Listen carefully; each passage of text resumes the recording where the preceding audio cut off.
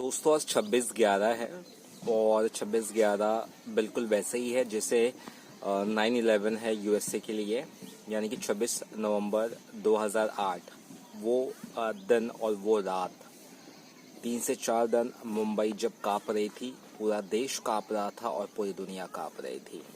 174 लोगों ने अपनी जानें दी थी, 300 से ज़्यादा लोगों की मौत हुई थी और 9 आतंकवादियों को पुलिस ने ढेर किया था, जिसमें से एक को पकड़ा था, अजमल आमिर गसाब। अक्षय कुमार ने अपना ट्रिब्यूट जताया है, कई सारे बॉलीवुड एक्टर्स ने भी अपना ट्रिब्यूट जताया है और मैं सोचा वीडियो बना दूं तो मेरी पर्सनल राय इस बारे में बताओ। मैं उस वक्त मीडिया में था नहीं, 2008 की बात है। 2010 में मैंने मीडिया ज्वाइन किया यानी एज ए जर्नलिस्ट। तो उस वक्त मुझे याद है मैं गांव में ही था, बट मेरा दिल दिमाग बिल्कुल नहीं लग रहा था क्योंकि मेरे शहर मुंबई ऑफकोर्स हमारा सबका शहर है, वहाँ पर चीज़ें सही नहीं हो रही थी। कुछ दिन बाद हम मुंबई पहुँचे और मैं उन जर्नलिस्ट में से भी हूँ जिनको कुछ जो सर्वाइवर्स थे उनके इंटरव्यू करने का मौका मिला। कुछ जो टूरिस्ट वहाँ पर रुके थे, इंडिया नहीं इंडिया के बाहर के, उनकी लाइफ पर क्या बीती वो इंटरव्यू जानने का मौका मिला। ल्यूपोर्ट कैफ़े में क्या हुआ या फिर नरीमन हाउस में क्या हुआ, वहाँ के आसपास के लोगों पर क्या बीती, ओपेरा हाउस में क्या हुआ, वो सब जानने समझने का थोड़ा सा एक दर्द जो है वो इनसाइड स्टोरी ना वो आपको नहीं पता होती है। आपको जो न्यूज़ चैनल्स वाले दिखाते हैं वो पता चलता है, लेकिन असली जो दर्द होता है वो उनके पेरेंट्स से बात करने का। जैसे कि मुझे कुछ टास्क असाइन हुआ था तीन चार साल बाद, मतलब 3 साल बाद, 2000 जैसे कि 8 हुआ, 2011 में स्टोरी हम सभी को असाइन की गई थी कि भैया आप सभी को 26/11 पे कुछ ना कुछ स्पेशल न्यूज़ बनाना है, ठीक है। तो मुझे अच्छे से याद है नरीमन हाउस के यहाँ पर एक फैमिली थी जिसका एक बेटा था और उसका बेटा शायद गांव जाने वाला था, गुजरात, ठीक है। तो उसका जो टिकट था वो एक दिन बाद का था, उसके एक दिन पहले हमला होता है। वो शायद छत पे उस वक्त था और नरीमन हाउस पे अंधाधुंध जब फायरिंग होती है उसके बाहर दीवार है, नरीमन हाउस के बाहर, वहाँ पे भी बुलेट्स के मार्क थे।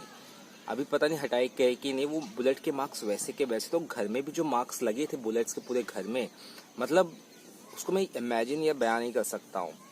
तो उसमें से एक गोली उस लड़के को लग गई थी जिसकी वजह से उसके माँ बाप का इकलौता बेटा था।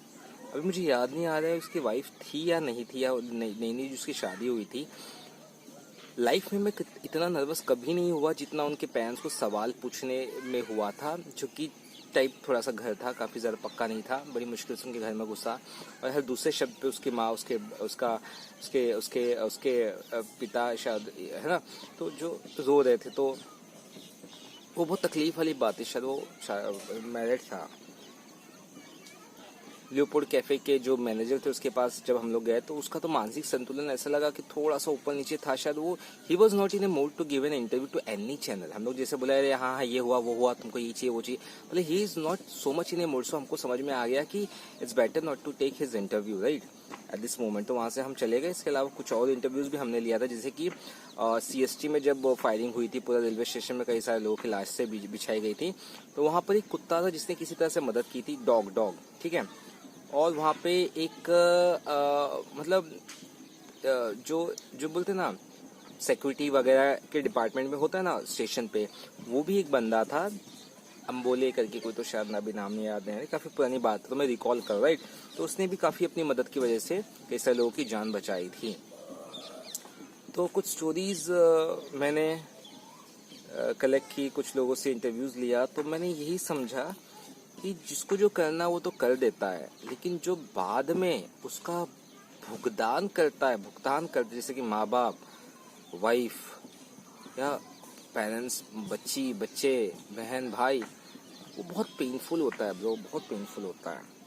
It's a very painful. और एक कपल्स था, शायद वो इंडियन नहीं था, इंडिया के बाहर का था। उन्होंने 1 साल बाद शायद इंटरव्यू दिया था, 1-2 साल बाद, जब वो पूरी चीज़ों से रिकवर हो चुके थे, क्योंकि ये सब चीज़ें ना लोगों को हॉन्ट कर देती है। तो मैं एज ए जर्नलिस्ट आपको कह रहा हूँ कि ये सब चीज़ें आप इमेजिन नहीं कर सकते कितनी बुरी तरह किसी के लाइफ को इफेक्ट करती है। कुछ लोग बोलते सूर्या तो बहुत इमोशनल है।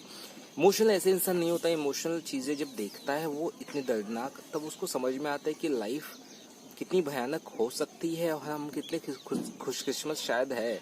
तो अक्षय कुमार ने कहा जो विक्टिम्स थे या जो मार्टियर्स थे उनकी मतलब उनके तहे दिल से शुक्रिया अदा, है ना। अभी उन्होंने जो ट्वीट किया या कई सारे लोगों ने कहा, तो we can understand, just understand कि ये सब वक्त होता है जब आपको एक साथ होना है ना। क्योंकि बहुत ही मतलब ब्लैक डे था इंडिया की हिस्ट्री में मेरे ख्याल से। तो आपकी क्या राय है 26/11 को लेकर, जरूर बताइएगा। Bye bye.